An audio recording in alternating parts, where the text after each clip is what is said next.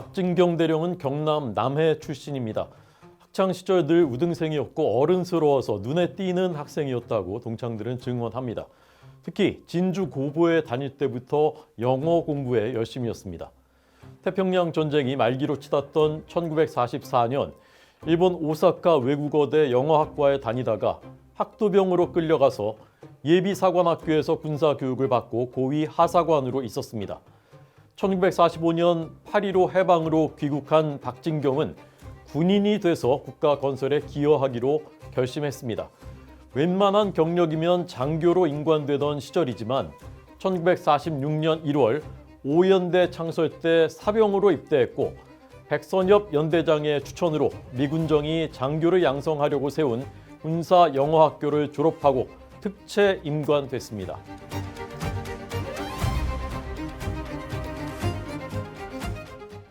박진경은 유능함과 정직함으로 창설 초기에 군에서 단연 두각을 드러냈습니다. 미 군정장관 윌리엄 딘 소장은 장차 한국 육군을 이끌 인재는 백선엽과 박진경이라고 평가했습니다. 영어에 능통한 박진경은 미 군정과 원활한 소통으로 군의 기틀을 닦는 데 크게 기여했고 1947년 9월 핵심 요직인 국방경비대 인사과장에 발탁됩니다. 그런데 어떻게 박진경은 4.3 사건이 일어난 제주에 부임하게 된 것일까요? 1948년 남로당은 대한민국 정부 수립과 50 총선을 저지하기 위해서 제주 4.3 사건을 일으킵니다. 남로당 지하 총책 박갑동은 저서 박헌영에서 단독 총선 보이콧 지령에 따라 대대적인 무장 폭동 장소로 제주도를 택한 것은 지리적 특수성으로 해방 직후부터 공산당의 조직 활동이 가장 활발했고 도민의 사상이 잘못 기울어져 경찰은 사면 초과의 입장에 몰려 있었기 때문이라고 말했습니다. 해방 후 제주도에는 일제 징용자, 군속, 또 중국 공산당의 의용군과 팔로군 출신 등 5만여 명이 갑자기 유입된 상태였습니다. 일제가 미국과의 최후 결전 장소로 제주도를 택했던 탓에 참호, 군사시설, 버리고 간 무기와 탄약도 많았습니다. 1948년 4월 3일 일요일 새벽 2시 한라산 정상을 시작으로 89개 오름마다 봉화가 오르자 소총, 권총, 수류탄, 죽창, 곤봉, 농기구로 무장한 남로당 인민유격대가 제주도 14개의 지서 가운데 12개의 지서와 민가를 공격해서 경찰관과 우익 주민들을 학살하기 시작했습니다. 이들은 이미 1947년부터 군사훈련을 받아온 무장 조직이었습니다. 4.3 사건, 여수순천 사건에서 모두 경찰이 첫 번째 표적이었던 것은 당시 남한 치안 유지의 주력이 경찰이었기 때문입니다. 경찰의 예비대 성격이었던 국방경비대보다 대체로 인력과 장비 수준이 높았던 경찰은 국방경비대를 무시했고 국방경비대는 경찰이 친일 출신이라며 배관시했습니다. 남로당이 군에 많이 침투해 있었던 것도 군경간 반목의 요인이 됐습니다. 제주도 모슬포에 주둔하던 국방경비대 9연대는 남로당이 깊이 파고든 연대 중에 하나였습니다. 남로당 군 총책인 육사 2기 오일균 소령이 2대대장이었고 육사 3기 문상기 중위, 연대 정보관 이윤락 중위, 고승옥 하사 등이 9연대의 남로당 핵심이었습니다. 훗날 한국군 베트남전 사령관을 지낸 최명신 소위는 4.3 사건 발발 직후인 4월 10일 육사를 졸업하자마자 9연대 소대장으로 부임했습니다. 그는 이렇게 회고했습니다. 소대원은 모두 42명, 84개 눈동자가 살기 등등했다. 저기와 증오에 찬 눈초리에 나는 할 말을 잃었다. 제주도 출신 공산주의자 소대원들을 이끌고 어떻게 4.3 사건을 진압할 수 있을까? 그날 밤 잠을 이루지 못했다. 인민유격대 세력은 점점 강해졌습니다. 미군정이 경찰 8개 중대 1,700명을 제주도에 급파했지만 불길은 잡히지 않았습니다. 인민유격대는 우익이나 선거관리위원 집안이라는 이유로 부녀자와 소녀들까지 참혹하게 학살했고 방화, 윤간, 생매장이 자행됐습니다. 이 내용은 조병옥 경무부장의 발표로 1948년 6월 9일 대동신문에도 보도된 내용입니다. 총선에서 투표를 하지 못하게 하려고 주민들을 산으로 끌고 갔습니다. 인민유격대 사령관 김달삼은 인민군이 38선을 넘어서 수원까지 남하하고 있으니 한 달만 참으면 제주도는 해방된다. 그러면 해방군이 경찰이 되고 토지도 나눠줘서 공정하고 평등한 세상이 온다라고 선전했습니다. 상황이 심각해지자 4월 10일 제주경찰 총수인 김영배 감찰청장이 구연대를 방문해서 지원을 요청했습니다. 그러나 김익렬 연대장은 치안 상황에 군이 개입할 수 없고 상부에서 지시가 없었다라면서 거부했습니다. 대대장 오일규는 폭동 사태는 경찰과 주민 간의 충돌이니 경비대는 중립을 지켜야 한다라고 말했습니다. 4월 17일 국방경비대 총사령부가 구연대에 진압 명령을 내렸지만 남로당원들의 내통으로 작전 계획은 미리 알려졌고 어쩌다 마주치면 서로 공격하지 않고 회피하기도 했습니다. 인민유격대가 자주 출몰하는 지역을 구연대가 맡겠다고 자처해서 경찰이 아예 출동하지 못하게 하는 일도 벌어졌습니다. 이런 가운데 구연대장 김익렬은 사태를 평화적으로 해결하겠다며 인민유격대 사령관 김달삼과 4월 28일 평화협상을 벌였습니다. 그러나 남로당은 이를 이용하고 있었습니다. 남로당원들이 남긴 제주도 인민유격대 투쟁 보고서에는 이렇게 기록되어 있습니다. 구연대장 김익렬이 사건을 평화적으로 수습하기 위하여 인민군 대표와 회담해야겠다고 사방으로 노력 중이니 교묘히 이를 이용한다면 국경, 즉 국방경비대의 산토벌을 억제할 수 있다는 결론을 얻어 4월 하순에 이르기까지 군책, 즉 김달삼과 김 연대장과 면담하여 근본 구국항쟁의 정당성과 경찰의 불법성, 특히 인민과 국경을 이간시키려는 경찰의 모략 등의 의견 일치를 보아 김 연대장은 사건의 평화적 해결을 위하여 적극 노력하겠다고 약속하였음. 그러나 협상 직후인 4월 29일과 30일 인민유격대가 임산부까지 포함된 우익 주민들을 납치, 살해하고 이에 분노한 우익 청년들이 5월 1일 좌익 청년들의 집에 방화하는 오라리 사건이 발생합니다. 5월 3일에는 오라리 부근에서 귀순하던 주민들이 정체불명의 무장대원들에게 총격을 받아 사망합니다. 미군정 조사 결과 이 무장대원들은 경찰을 가장한 남로당원들로 경찰과 미군 국방경비대를 이간하기 위한 소행이었습니다. 평화협상은 완전히 깨졌고 김익렬은 5월 5일 대책회의에서 조병옥 미군정 경무부장과 육박전을 벌이다가 해임됐습니다. 5월 6일 김익렬의 후임으로 구연대장에 부임한 사람이 바로 박진경입니다. 박진경은 해방 당시 일본군 제주도 부대에 근무해서 지리에 능통했고 일본군이 축성해 놓은 진지와 지형을 숙달하고 있었습니다. 진압에 소극적이던 김익렬 대신 유능한 군인으로 알려진 박진경이 부임한 것은 인민유격대의 큰 악재였습니다. 박진경 부임 나흘 뒤인 5월 10일 제주도 인민유격대 투쟁 보고서는 이런 결정사항을 기록하고 있습니다. 반동의 거두 박진경 연대장 이하 반동 장교들을 숙청하지 않으면 안 된다.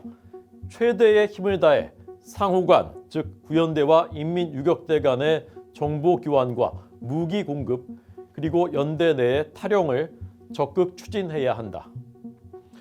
남로당의 전국적 방해 공작에도 불구하고 5월 10일 총선은 순조롭게 실시됩니다. 오직 제주도만 세계 선거구 중에 북제주군 갑과 을의 투표율이 50%에 미달해서 남제주군에서만 재헌 의원 1명이 당선됐습니다. 박진경 연대장은 수원 11연대에 지원을 받아서 실병력이 1개 대대뿐이었던 구연대를 3개 대대로 강화하고 참모부를 보강했습니다. 인명피해를 최소화하면서 빠른 시일 안에 사건을 진압하는 것이 그의 목표였습니다. 먼저 입산자의 하산을 독려하는 선무활동을 벌인 뒤에 내려오지 않자 5월 12일부터 27일까지 3,126명을 체포하고 저항하는 8명을 사살했습니다. 체포된 주민의 다수는 투표를 못하도록 남로당이 강제 입산시켰던 사람들이었습니다. 좌파 세력은 박진경이 노인과 소년까지 3,000명을 체포했다며 강경 진압의 주역이라고 비난하지만 이는 강제 입산된 주민들을 인민유격대와 분리시킨 조치였습니다. 체포된 주민의 대부분은 미군과 우리 군경의 합동신문을 받은 뒤에 석방됐습니다. 좌파는 박진경이 학살 주범이라고 주장하지만 박진경 연대장 재임 시절에 군과 교전하던 인민유격대 25명이 사살됐을 뿐 무고한 민간인이 희생된 사례는 전무했습니다. 이것은 1995년 재민일보 특별 취재반이 저술한 4.3은 말한다에 기록된 내용이고 노무현 정부가 발간한 제주도 4.3 사건 진상보고서에도 1948년 4월 3일부터 7월 20일까지 경찰 56명 그리고 우익과 그 가족 235명이 살해되고 시위자 즉 인민유격대 28명이 사망했지만 이때까지만 해도 국군 전사자도 없었고 제주 양민도 희생되지 않았다라고 기록했습니다.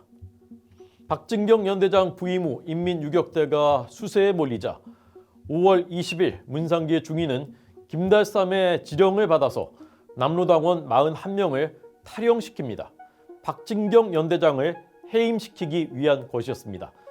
탈영병들은 M1 소총과 구형 99식 소총 등 총기 67정 그리고 실탄 14,000발을 탈취한 뒤에 대정지서를 습격해서 경찰관 5명을 사살했습니다. 대정면 중산간의 민가에서 밥을 먹다가 주민의 신고로 국방경비대에 포위되자 21명은 도주해서 인민유격대에 합류했고 20명은 체포돼서 총살형을 받았습니다. 이들이 탈취해간 총기와 탄약은 인민유격대가 장기전을 할 수 있게 해준 결정적 요인이었습니다. 김달삼이 내린 다음 지령은 박진경 암살이었습니다. 문상기의 중위는 정복의 선임하사인 상사 양회천에게 이를 하달했고 양회천은 하사 손선호, 중사 신상우, 중사 강자규, 하사 백영용에게 행동 지령을 내렸습니다. 6월 17일 저녁 술을 많이 먹고 오는 박진경을 사살해서 다시는 경비대가 해방군을 공격하지 못하게 하라. 신상우는 부대 정문에서 연대장이 온 것을 확인하고 강자규는 백영용, 손선호에게 알리고 백영용은 손전등으로 불을 밝혀주고 손선호는 총을 쏘는데 머리에 딱 한 발로 끝내라. 그래야 시체가 험하지 않고 증오심이 적을 것이다. 실수로 잡히면 다른 사람을 물고 들어가서는 안 된다. 박진경은 진압작전 성공의 공로로 6월 1일 대령으로 진급했습니다. 6월 17일 도내 기관장과 연대 참모들을 제주 관덕정의 요정 옥성정에 초청해서 진급 축하연을 열었습니다. 술을 잘 못하는 박진경도 그날은 많이 마시고 취해서 6월 18일 새벽 1시쯤 제주 농업학교에 주둔 중인 연대 본부 연대장실로 돌아온 뒤에 옷을 입은 채 잠들었습니다. 남로당원들은 연대장이 깊이 잠들 때까지 2시간을 기다렸다가 새벽 3시 15분 M1 소총 2발로 박진경을 암살했습니다. 총탄은 심장과 두개골을 관통했습니다. 박진경 대령의 나이 28살, 부연대장으로 부임한 지 한 달여 만이었습니다. 위생병이 달려와서 울면서 시신을 알코올로 닦았는데 그가 바로 박진경에게 총을 쏜 하사 손선호였습니다. 6월 22일 오후 2시 서울의 통위부 사령부에서 박진경 대령의 장례식이 엄수됐습니다. 박진경을 무척 아꼈던 윌리엄 딘 미 군정 장관은 직접 제주도에 가서 C-47 수송기에 유해를 싣고 돌아왔습니다. 결혼한 지 1년밖에 안 된 젊은 부인의 오열이 장례를 숙연하게 했습니다. 정부 수립 전이어서 장군으로의 추서도 이루어지지 못했고 1950년에야 을지 무공 훈장이 추서됐습니다. 유해는 고향에 묻혔다가 21년이 지난 1969년 비로소 국립묘지에 안장됐습니다. 미군 방첩대 CIC까지 투입돼서 암살범을 찾기 위한 총력 수사가 펼쳐졌습니다. 제주도 내 M1 소총 전수를 감정하기까지 했습니다. 그러나 일주일이 지나도록 단서는 잡히지 않았습니다. 그때 연대 정보참모 김종평에게 익명의 투서 한 장이 전해졌습니다. 아프다며 모슬포의 처가에 누워있는 문상길 중위와 연대 정보과 선임하사 최모 상사를 잡으면 사건 전모를 알 수 있다. 문상길, 최모 상사, 문상길의 약혼녀이자 서귀포 남로당 총책의 딸인 고양숙 등이 연행됐습니다. 문상길은 완강하게 범행을 부인했지만 계속된 신문에 결국 전모를 자백했습니다. 가슴에 붙인 붉은 부적이 땀에 젖어서 옷을 빨갛게 물들이고 있었는데 조사관이 연대장을 죽이고 가슴이 뛰고 불안해서 부적을 붙인 것 아니냐라고 추궁하자 더 이상 부인하지 않았습니다. 석 달 뒤인 1948년 9월 23일 수색기지에서 문상길과 손선호의 사형이 집행됐습니다. 8월 15일 대한민국 정부가 수립된 뒤에 1호로 집행된 사형이었습니다. 19세인 하사 백영룡과 20세인 중사 신상우는 사형 선고를 받았다가 감형됐고 상사 양회천은 무기징역을 선고받았습니다. 곱상한 얼굴에 내성적인 성격이었던 23살 문상길이 그런 일을 벌였을 것이라고는 부대 내 누구도 생각하지 못했습니다. 구연대 부대대장으로 문상길의 직속 상관이었던 이세호 전 육군참모총장은 조금도 의심하지 않았던 문상길이 범인이라는 점에 충격을 받았고 며칠 후에 체포된 문상길을 만났을 때 자신도 암살하려 했다는 고백을 듣고 더 놀랐다라고 회고록에서 나중에 밝혔습니다. 문상길은 약혼녀 고양숙까지 희생시키면서도 남로당 군 총책인 오일균에 대해서는 끝까지 입을 열지 않았습니다. 그러나 오일균도 결국 1949년 국군 숙군 때 붙잡혀서 사형당했습니다. 박진경 대령에게 총을 쏜 손선호는 경북 경주 출신으로 22세였습니다. 남로당의 첫 번째 폭력투쟁인 1946년 대구 10월 사건에 가담했다가 경찰의 추적을 피해서 입대한 자였습니다. 박진경 연대장이 희생된 뒤에 군경의 진압작전은 강화됐고 7, 8월에는 인민유격대 세력이 눈에 띄게 약화됐습니다. 김다삼은 꼼짝 못하고 산에 숨어 있다가 8월 월북했습니다. 북한 최고인민회의에서 지서 습격 45회 이상, 전선 절단 893개소, 도로 파괴 79개소, 570명 이상 살상이라고 4.3 사건의 성과를 발표해서 열광적인 갈채를 받고 국기훈장 2급 훈장을 받았습니다. 진정되는 듯했던 제주도 상황은 2대 인민유격대 사령관 이덕구가 9월부터 경찰, 국군, 우익 주민들에 대한 살해와 방화를 다시 자행하면서 재점화됐습니다. 10월 11일 제주 경비사령부가 설치됐고 이에 배속된 여수 14연대의 남로당 장병들이 10월 19일 반란을 일으켜서 여수 순천 사건이 일어났습니다. 반란군과 좌익 세력이 전남 전역으로 진군하자 기세가 오른 이덕구는 10월 24일 대한민국 정부에 선전포고를 했습니다. 제주도 곳곳에 조선인민공화국기가 개양됐습니다. 11월 2일 인민유격대는 국군 구연대 2대대 6중대를 공격해서 중대장 등 21명이 사망합니다. 11월 17일 제주도 전역에 계엄령이 선포됐고 11월 17일부터 11월 31일까지의 계엄 선포 기간 동안에 강경한 진압작전이 전개됐습니다. 제주 남로당은 조직이 괴멸될 정도의 타격을 입었고 4.3 사건으로 희생된 양민들의 대다수도 이때 목숨을 잃었습니다.